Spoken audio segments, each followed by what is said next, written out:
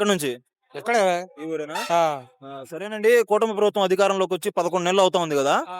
ఎలా ఉంది పరిపాలన? బానే ఉందా? నెంబర్ వన్ గా ఉంది. నంబర్ 1గా ఉందంటున్నారు. ఆ, ఎందుకు అలా అనిపిస్తుంది మీకు? ఇక అందుకని పాయింట్ పాయింట్ ఏం చెప్పేది.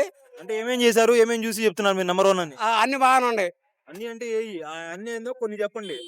రోడ్లు ఎలా ఉన్నాయి? అలాంటివి ఏమైనా ఉంటాయి కదా! చేస్తున్నారండి. చేస్తున్నారా? చేస్తున్నారు. గతంతో పోల్చుకుంటే ఇప్పుడే చేస్తున్నారా? ఆ, అది ఎందుకు నచ్చలేదు మీకు? ఆయన గారు చేశారు. ఇప్పుడు ఇప్పుడు ఇంకా చేస్తున్నారు కదా వీళ్ళు కూడా.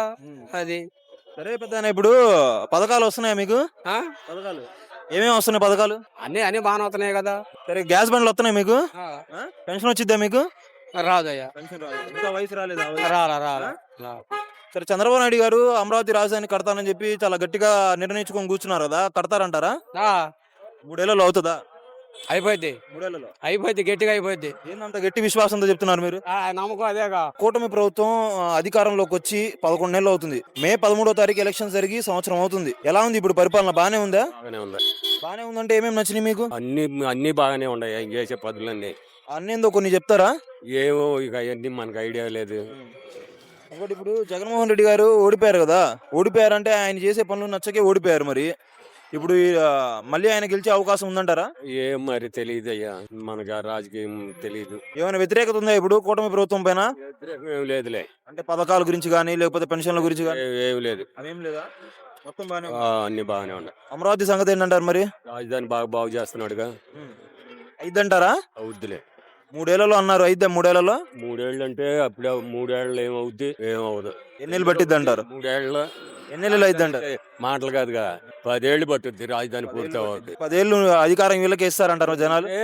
బాగవుద్ది, లేదంటే ఆగిపోద్ది. మళ్ళీ అంటే జగన్ వస్తే మళ్ళీ అయిపోద్ది అంటారు. మళ్ళీ ఆగిపోద్ది. పరిపాలన బాగానే ఉంది కానీ తెలుగుదేశం పార్టీ పింఛన్లు ఇస్తా అన్నారు 50 సంవత్సరాలకి. పింఛన్లు మాత్రం ఇయ్యలేదు. 55 ఏళ్ళకి 50 సంవత్సరాలు గానీ చెప్పారండి. అది వచ్చిద్ది అంటున్నారు. గ్యాస్ బండ డబ్బులు ఏంది ఒక నెలకి వేసిన తర్వాత 2 నెలలో 3 నెలల్లో పడుతున్నాయి కానీ అక్కడ ఎలా పడుతున్నాయో ఎవరికి తెలీదు. మెసేజ్ కూడా రావట్లేదు. పార్టీ గురించి చెప్పాలంటే చాలా మంచిగా చేస్తున్నారు. మన పంచాయతీ వాళ్ళు కూడా బాగానే పనిచేస్తున్నారు. పంచాయతీ వాళ్ళు చాలా మంచోళ్ళు. అంతా క్లియర్ చేస్తా ఉంటారు, అంతా వింటారు. జగన్ ప్రభుత్వాన్ని చూశారు, ఈ ప్రభుత్వాన్ని చూశారు, ఏది బాగుంది ఏది బాగలేదు? కొద్దిగా చెప్పాలంటే జగన్ గారు లోన్లు ఇచ్చారు. వ్యాపారస్తులని 10,000 లోన్లు ఇచ్చారు. ఇక్కడ ఈ లోన్లు ఇట్లేదు, ఏమి ఇట్లేదు. మన అంత ముందు గ్రామానికి వీళ్ళు ఉండేవాళ్ళు, కుర్రోళ్ళు పనిచేసేవాళ్ళు, పింఛన్లు తెచ్చిస్తా వాళ్ళకి వాలంటీర్లు అంటారా?